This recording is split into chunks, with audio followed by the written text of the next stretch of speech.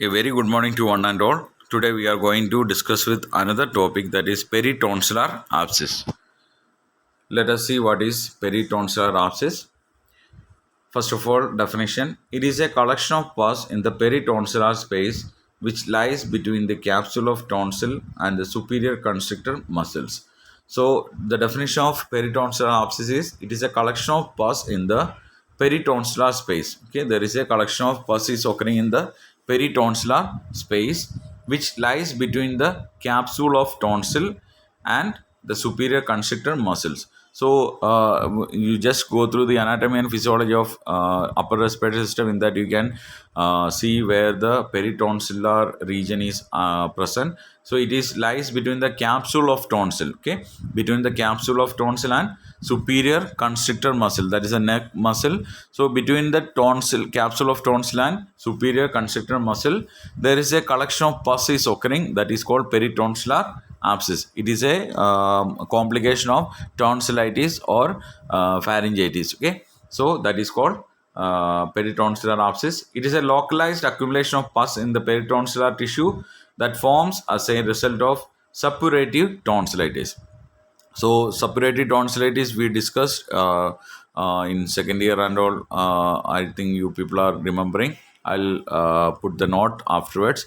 So it is a localized accumulation of pus in the peritonsillar tissue. Okay. So peritonsillar tissue we already understand where is peritonsillar tissue. It is between the capsule of tonsil and superior constrictor muscle. And what is happening as a result of suppurative tonsillitis? So due to suppurative tonsillitis or complication of suppurative tonsillitis, peritonsillar abscess is occurring.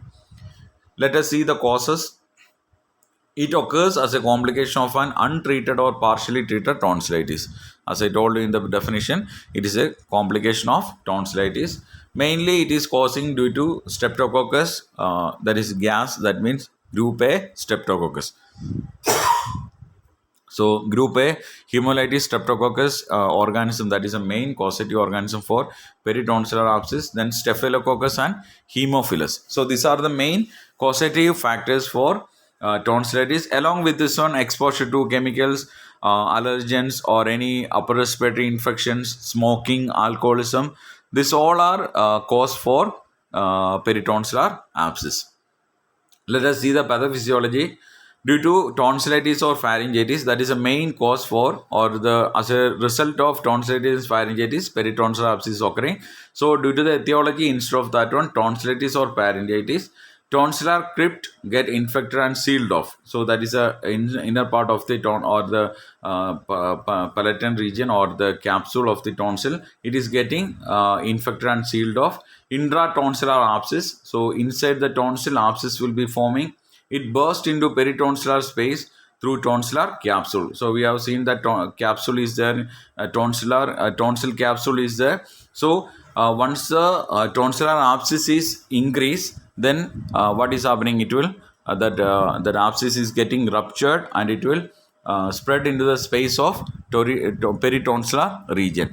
The abscess is spread into peritonsillar region through tonsillar capsule, that we can call it as peritonsillitis or peritonsillar abscess. So this is called this is the pathophysiology of peritonsillar abscess. So due to the non-treated or suppurative tonsillitis or pharyngitis, there is an infection is occurring inside the tonsil region or inside the capsule, and once the abscess is forming or pus formation is there, that will burst or it will rupture into the peritonsillar region, that is called peritonsillitis or peritonsillar abscess. Let us see the signs and symptoms. First sign is fever, because there is an infection or inflammation is going on. Then odynophagia, that means severe sensation of burning, squeezing pain while swallowing. So difficulty in, not difficulty, painful swallowing, that is called odynophagia. Then tender and enlarged cervical lymph nodes. So you can palpate the lymph node, it become tender and enlarged. Then muffled voice will be there. Dribbling saliva dribbling will be there, because the person can't able to swallow it properly because of the peritonsillar abscess. There will be pain will be there. So dribbling, it is coming outside. Then trismus, that means inability to open the mouth. So these are the main signs and symptoms you can see in peritonsillar abscess. Let us see the diagnosis. History collection, proper history should be taken. You have to ask the patient about recent infection with tonsils or pharyngitis or any upper respiratory infections. That history you have to collect properly, and also occupational history, whether they are working in a chemical industry where more exposure to chemicals is there. Then you have to ask them about any recent vaccination, then any exposure to any cold or any allergen. Then physical examination should be done. So oral examination, mainly oral examination should be done. So there you can identify the abscess formation or the swelling of the peritonsil region, and also you have to assess for the lymph node. Okay, neck lymph node should be assessed properly. So if any tenderness or any swelling is there, that will be a sign for upper respiratory infection. Then aspiration of abscess using a needle culture. So needle culture is another, or biopsy is another diagnostic evaluation. Then CT scan will helps to identify the severity or extension of the peritonsil abscess, whether it is extended to anywhere else in the mouth or in the upper respiratory tract. Then ultrasonography also will helps to identify the underlying diseases. So these are the diagnostic evaluation. Next, we will see the management. First of all, antimicrobial agents and corticosteroid therapy are used for treatment of peritonsil abscess.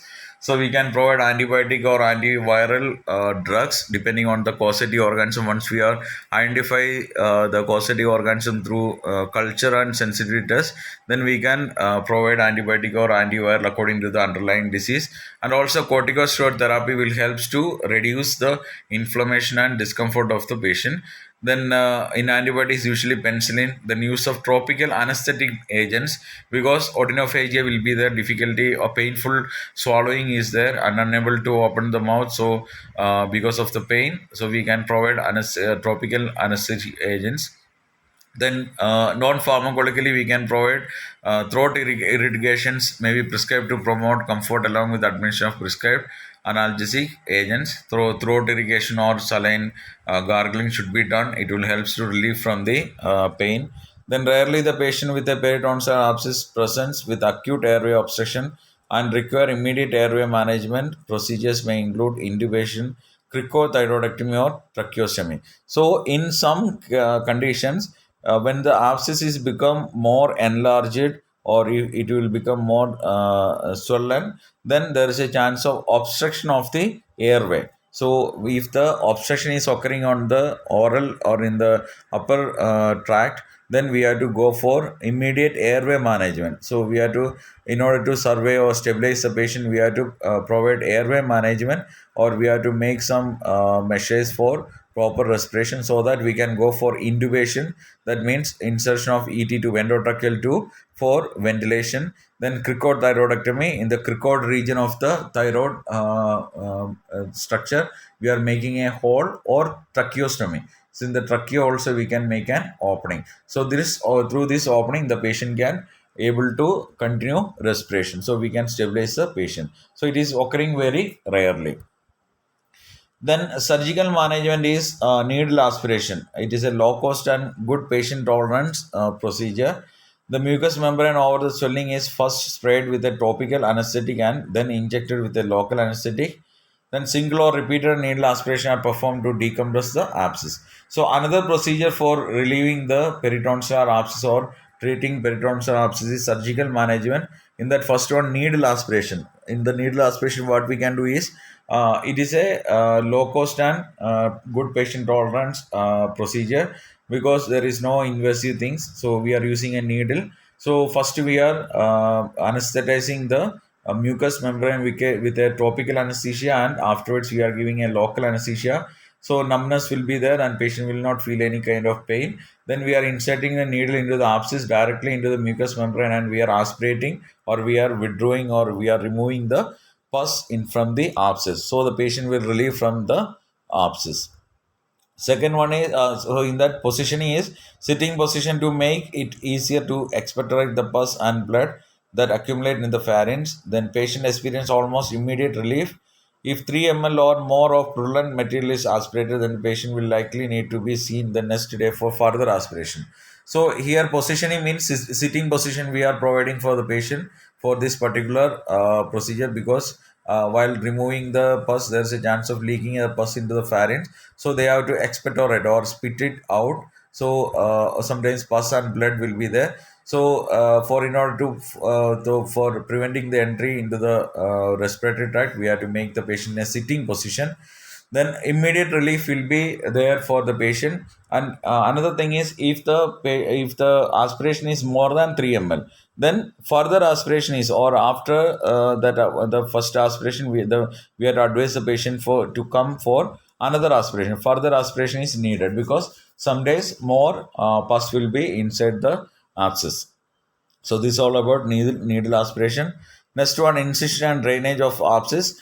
In this one, this is also same like needle aspiration. The procedure will be same, but here we are not aspirating anything, but we are making an incision over the at the point of maximum bulge above the upper pole of tonsil. With the help of guarded knife, incision is making on the area on the abscess region. We are making a cut over the abscess region, so that the pus and everything will be coming out. So that will keep for some days. So once the total abscess is, or the pus is removed or drained out from the that peritonsillar region, then we are the healing, or we are putting the suture over the peritonsillar region. This is doing in incision and drainage of abscess. So here you can surgical incision and drainage of pus. With this will relieve pain. The next procedure is tonsillectomy. So if the patient who are not relieved for needle aspiration or incision and drainage, in that condition we are going for tonsillectomy. That is a removal of surgical removal of tonsils, affected tonsil, normal removal of tonsil in tonsillectomy. So we are doing a surgical removal of the tonsil if the patient is not relieved by needle aspiration or incision and drainage. So that is a permanent surgical management for peritonsillar abscess. That is removal of the tonsils. So this is a surgical management. Let us see that complication. The main complication, pharyngeal abscess, because from the peritonsillar region it can spread to the pharyngeal region. So pharyngeal abscess will be there. Then septicemia or blood infection will be there. Then laryngeal edema, because of the spread of the pus, the larynx also will get edema. So these are the possible complication for peritonsillar abscess. So an assignment for you, that is nursing management for peritonsillar abscess.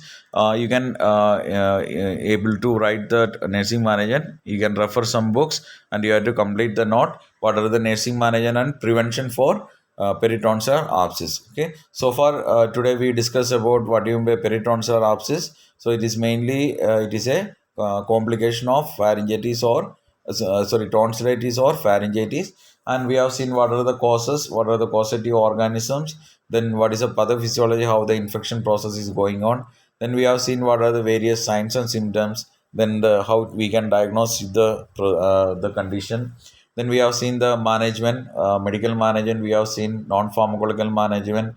Then afterwards we have seen the surgical management. Mainly we are doing three procedures: needle aspiration, then second one we are doing the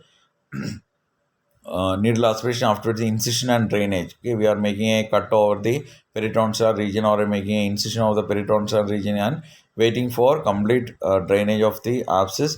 Then if it is not treated with needle aspiration and incision and drainage, then we are moving for tonsillectomy or surgical removal of the tonsils. So this is a management for peritonsillar abscess. Then we have seen what are the complications, possible complication of peritonsillar abscess. I hope all of you understood about the topic. Uh, if you are having any doubt, you can feel free to contact me. Have a nice day. Thank you.